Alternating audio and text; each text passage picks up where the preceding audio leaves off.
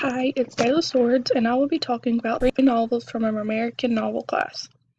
The three novels I will be discussing is Ethan Frome by Edith Wharton, McTeague by Frank Norris, and A Lost Lady by Willa Cather. I will be discussing one major similarity in all three of these novels, which is the fatal flaw of the main characters of being unsatisfied. I will start off by talking about Ethan Frome. First, let me talk about what I mean when I say being unsatisfied. In many novels and in life, people seem to never be satisfied. They're always looking for something else. Humans, by nature, are looking for more. In these three novels, presented in the PowerPoint, readers see characters that are constantly yearning for more or different. However, it seems to always end with the characters realizing they will always be unsatisfied. In Ethan Frome, the novel begins with an unknown character watching Ethan Frome from a distance, becoming intrigued with him, and notices from the beginning that he is crippled.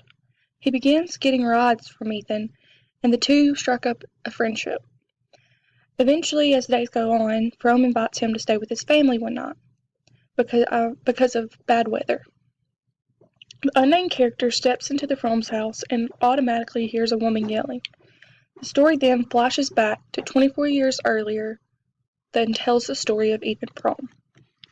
Ethan Frome married Zenobia out of appropriateness rather than love.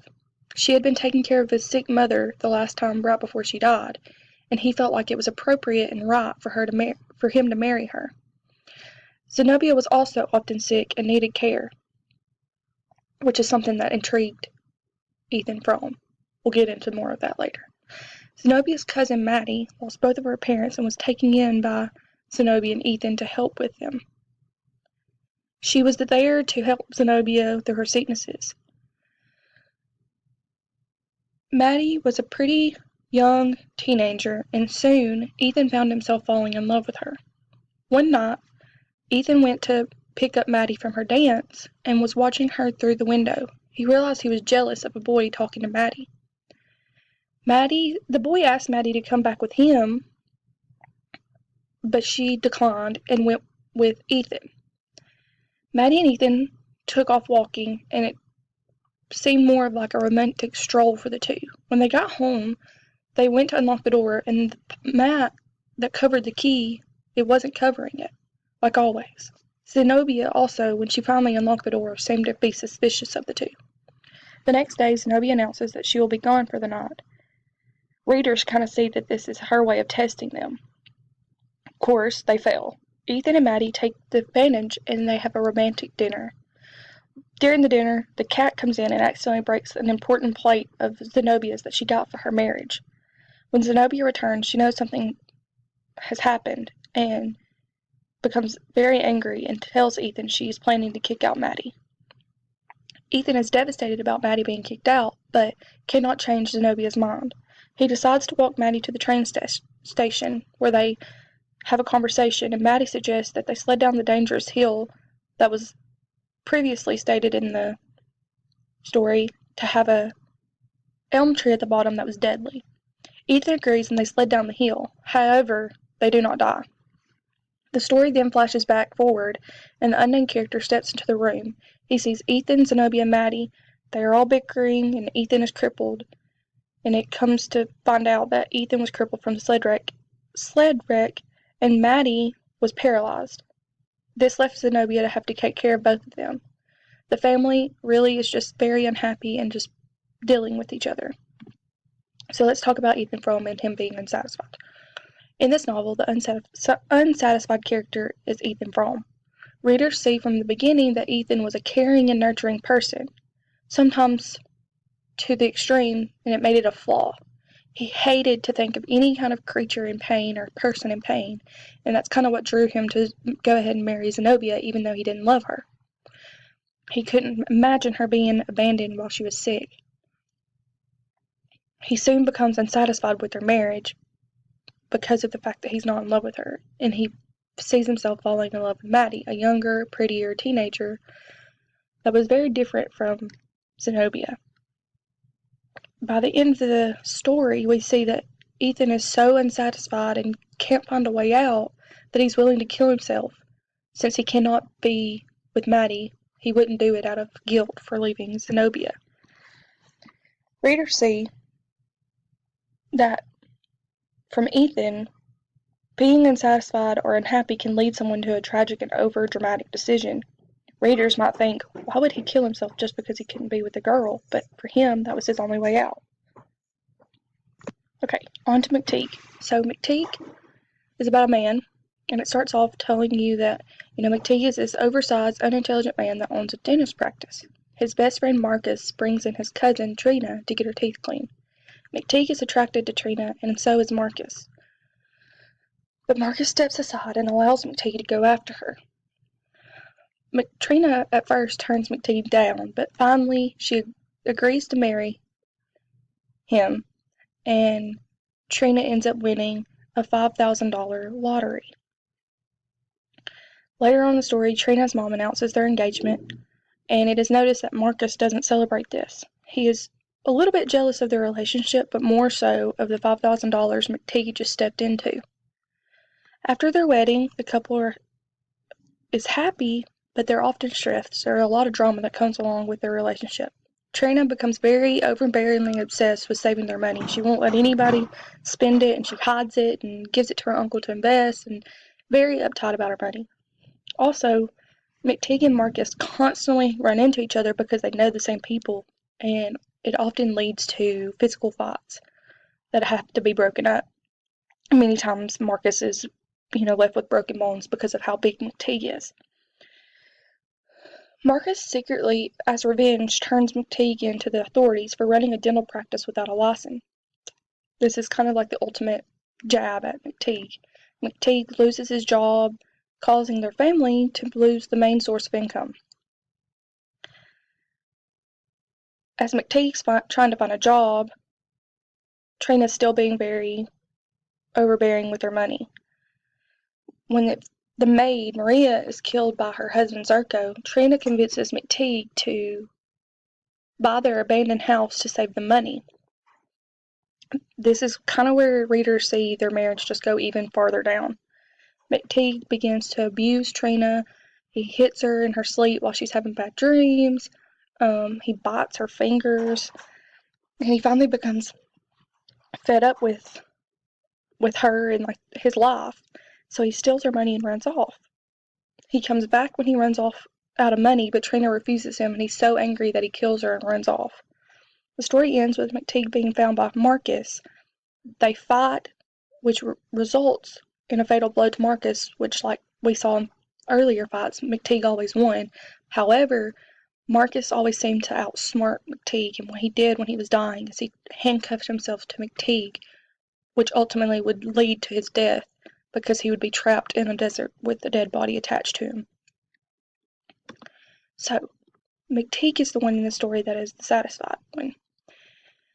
He was this dentist who met Trina, who had a better lifestyle and a more fancy lifestyle, and he wasn't used to that. And so when he got Trina, he started getting to have the luxuries of a better life. But when that stopped, he was not grateful. He was he was so accustomed to getting that lifestyle that he was so angry and unsatisfied when it went back to what it was before. And it led to him abusing Trina physically and emotionally. He wanted her to basically give him the money and let him spend the money that she won, and she wouldn't do it, and which resulted in him stealing her money and running away, and which ultimately led for him to come back after he spent it all and he ran out of money. He came back and murdered her because she wouldn't help him anymore. And this just showed he was so dissatisfied with just living a modest lifestyle with his wife that he was willing to kill over it. And readers see in this novel many men so unsatisfied with their marriage that they abused their wives. McTeague abused Trina. Zerko abused Maria. we only really see one kind of good marriage, and that's with Miss Baker and old Gaines. And this novel kind of shows the result of someone forgetting where they came from and being so spoiled that nothing satisfies them. Okay, so lastly, a Lost Lady plot summary. This novel follows Neil, who is a young boy at the start of the story and his journey visiting Sweetwater. Neil visits the Forrester estate to play with friends. While there, a boy named Ivy Peter arrives. Ivy sees a woodpecker and tortures it. While trying to put the bird out of its misery, Neil falls and breaks his arm. Ivy carries him to Mistress Forrester, and she cares for him. So this is where we see the first sign that Neil is very caring, and we see his fascination with Miss Forrester start. And he's so enchanted by her nice house and how good she smells. So, some years pass before Neil sees her again, and Miss Forrester randomly invites Neil and his uncle Judge Pomeroy to dinner. This is where Neil meets Frank Ellinger and Constance Ogden. Constance and Frank are set to marry each other, but it is later found out that Neil learns that Frank is one of Miss Forrester's lovers. Neil begins spending more time at the Forresters, and while Captain is away for business, Neil spots Ellinger and Miss Forrester inside her house. This is the first time we see that Miss Forrester's image to Neil is kind of ruined. And when the Captain returns, he announces that he has been basically bankrupt, and they don't have any money right now. And then he suffers from a stroke, but he survives. Neil leaves for 2 years, and when he returns, he sees Ivy Peters, and Peters tells him that he's working for the Forresters. He's drained their marsh pits, and he's planted wheat there. And when Neil arrives at the Forrester estate, he sees that Captain has kind of gone from this big, strong man to this fat old man that just stares at a sundial all day. And Miss Forrester, of course, is still beautiful, but she still treats Neil like a young boy. Neil's very angry that Peters is helping the Forresters, and he openly complains to them. He asks Miss Forrester why she lets him be rude. He tells Captain that he's a pig, and Miss Forrester's excuse is that Peters is such a good businessman and he'll help them get out. But Neil suspects that he is another lover of hers. Weeks later, Neil reads that Frank and Constance got married, and he just knows that something's gonna happen with Miss Forrester. And sure enough, she arrives at his house late at night.